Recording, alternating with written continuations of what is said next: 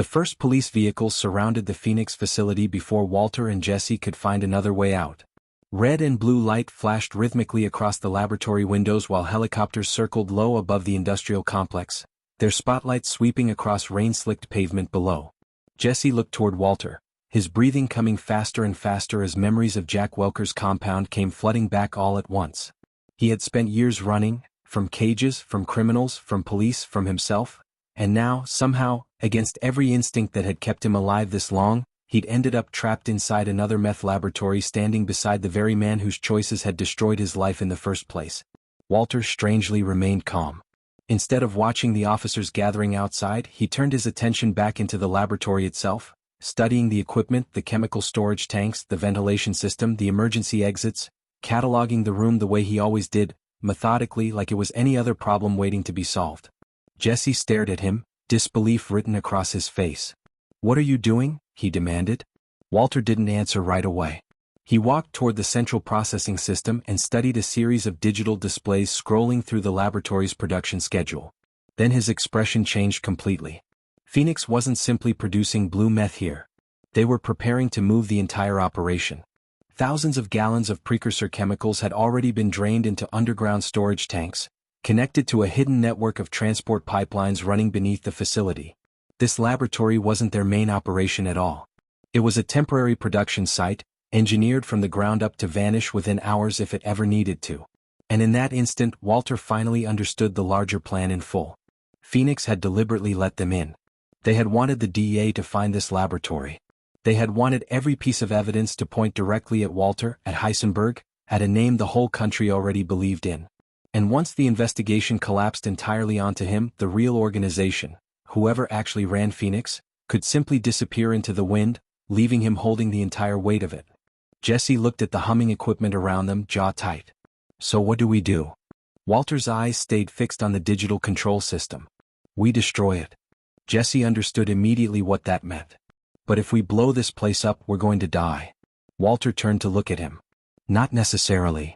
For the first time in years, Jesse saw something in Walter's face he hadn't seen in a long time, not the frightened, cornered chemistry teacher from the very beginning of their story, but the calculating scientist who could stare down an impossible situation and find the single thread that unraveled it. Walter explained the plan quickly, the words coming fast and precise. The laboratory's emergency ventilation system connected directly into the chemical storage area. If they deliberately contaminated it with the wrong combination of compounds, the facility would be forced into an automatic shutdown. More importantly, that shutdown would lock every production record onto the building's internal emergency server instead of letting it transfer out to Phoenix's external network, where it would vanish forever. The evidence would stay right here, permanent and untouchable. But there was one problem.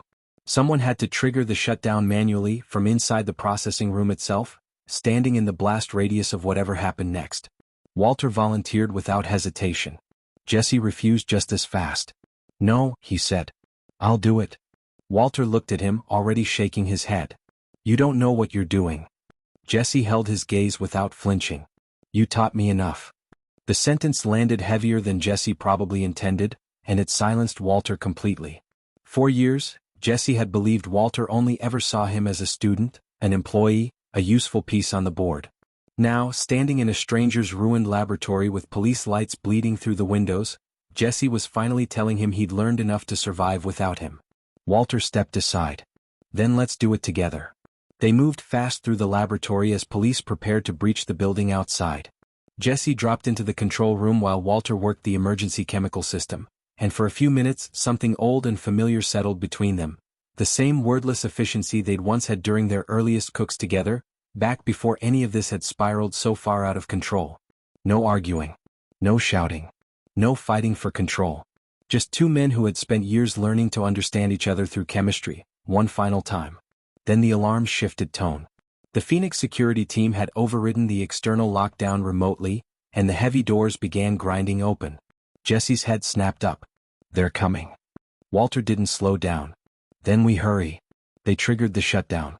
Across the facility, machinery groaned and began powering down in sequence. The blue meth production line ground to a halt. Chemical pumps hissed and shut off one by one. Digital displays flashed urgent warnings across every monitor in the room. Then, all at once, Every screen in the laboratory lit up with the same message. Emergency data transfer complete. Walter froze in place. The evidence had gone through. Everything Phoenix had spent years hiding was now sitting on an external server, fully accessible to federal investigators. Production records. Financial transactions. Shipping routes. Employee identities. Warehouse locations. Names. All of it permanently out of Phoenix's hands. That was when the doors finally burst open. Phoenix security personnel stormed into the laboratory, and gunfire erupted almost instantly. Walter and Jesse dove behind the processing equipment as bullets shattered glass containers around them, chemical mist hissing into the air. Jesse returned fire while Walter lunged for the emergency control panel and slammed the fire suppression system into action. A thick, choking cloud of chemical suppressant flooded the room within seconds, swallowing everything in white fog. They ran, through the smoke, past the ruined laboratory toward the rear loading dock, coughing and half-blind, moving on instinct alone. Outside, DA agents had already begun pushing into the facility from the front, and for several chaotic seconds nobody could tell who was shooting at whom. Then one Phoenix guard dropped his weapon and raised his hands. Another followed. Within minutes, the entire operation collapsed. An organization that had spent years hiding behind layers of legitimate paperwork and shell companies suddenly had nowhere left to run. But Walter wasn't watching Phoenix fall apart. He already knew exactly what came next. The DA would tear through every inch of that evidence. They'd find his fingerprints. They'd find Jesse's fingerprints. They'd find this laboratory and eventually, inevitably, they'd find him. Jesse understood it too, breathing hard beside him in the smoke. "We have to go." Walter shook his head. "No." Jesse stared at him, confused, adrenaline still hammering through his chest. "What do you mean no?" Walter looked past him, toward the agents already moving through the wreckage. "I've been running for too long." For perhaps the first time, Jesse realized Walter wasn't talking about the DA at all. He was talking about Heisenberg. Walter pressed a small flash drive into Jesse's hand, the final, complete copy of everything Phoenix had tried to hide. "Take this," he said. Jesse pushed it back at him. "I'm not leaving you. You have to." "No." Walter's voice hardened just slightly. "Jesse." The way he said the name, quiet, final, made Jesse go still. Walter kept going, the words coming slower now, like he'd been carrying them for a long time. "Everything that happened began because I wanted to prove I was better than everyone else. I told myself it was for my family. But somewhere along the way, I stopped knowing the difference." Jesse's eyes burned, anger and grief tangled together in a way he couldn't separate anymore. "You don't get to make this some heroic goodbye." Walter almost smiled at that, tired and sad all at once. "I'm not a hero." He looked around at the wrecked laboratory, smoke still curling near the ceiling. "I never was." Then he said something Jesse never expected to hear out loud. "I was Heisenberg." Pause. "Not anymore." Sirens screamed louder just outside the building. Jesse glanced toward the exit, torn. Walter pushed the flash drive firmly into his hand a second time. "Go." Jesse stood frozen, unable to make his legs move. Walter looked directly at him, steady, almost gentle. "For once, let me make the decision." Jesse finally turned and walked away, disappearing through the rear exit just seconds before federal agents flooded into the building. Walter stayed behind. He walked slowly through the ruined laboratory one last time, fingers trailing across the stainless steel equipment as he passed. The same kind of gleaming machinery that had once made him feel powerful, untouchable, more than just a dying man in a classroom. The same blue crystal that had once represented his intelligence, his ambition, his ego, and, in the end, his total destruction. He reached the central production table and found a small glass container of finished blue meth sitting there, catching the emergency lights. He picked it up, turned it slowly in his hand and studied it for a long moment. Then he set it back down. He didn't take it. He didn't hide it. He didn't keep it as some final trophy. He simply walked away from it and let it be.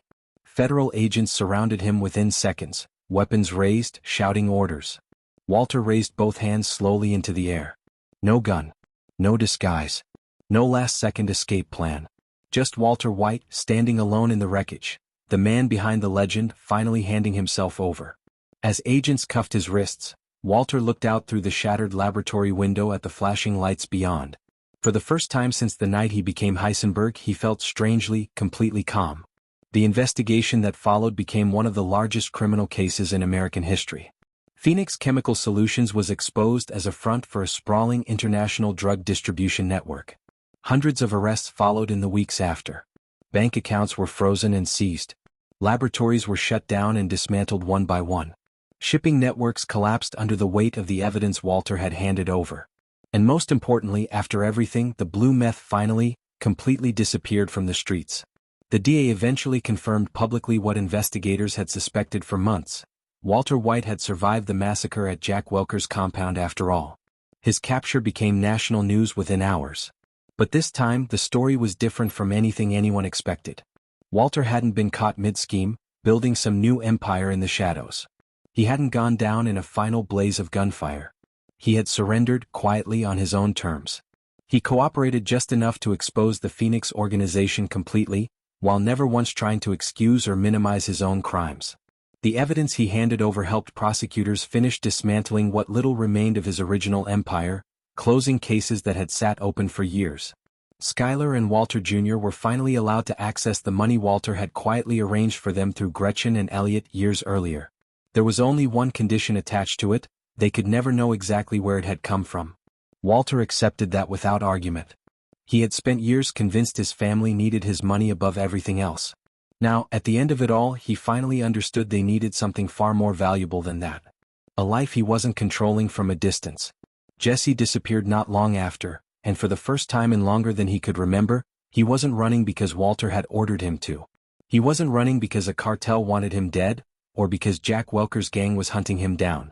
He was simply leaving, quietly on his own terms, building a life that finally, completely belonged to him and no one else. Months later, Walter sat alone in a bed inside a federal prison hospital, the fluorescent light overhead humming faintly. His cancer had progressed steadily in the time since his surrender. His body had grown noticeably weaker. But his mind, as always, remained sharp. A television bolted to the wall played a news segment about the fall of Phoenix Chemical Solutions, the anchor's voice flat and practiced. The reporter referred to him, as reporters always eventually did, as the infamous drug kingpin known as Heisenberg. Walter watched in silence until the segment ended and the screen faded to black, leaving only his own tired reflection staring back at him in the dark glass. For years he had wanted the entire world to remember his name. Now, lying there in that quiet room, he finally understood the real price of being remembered. He closed his eyes, and for the first time in longer than he could recall, his thoughts didn't drift toward Heisenberg at all. He thought about Walter White, the teacher, the father, the husband, the man who had existed long before the empire, the man who had quietly disappeared somewhere along the way and never really gotten the chance to come back.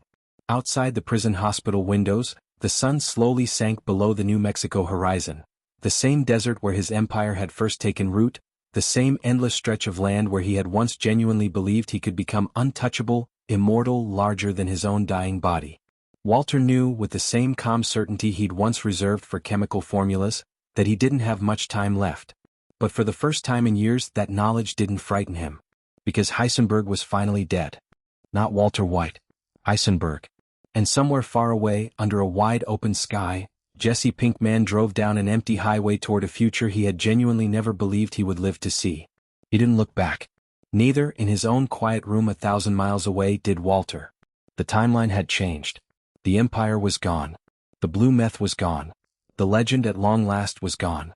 And for the first time in his entire life, Walter White was finally free.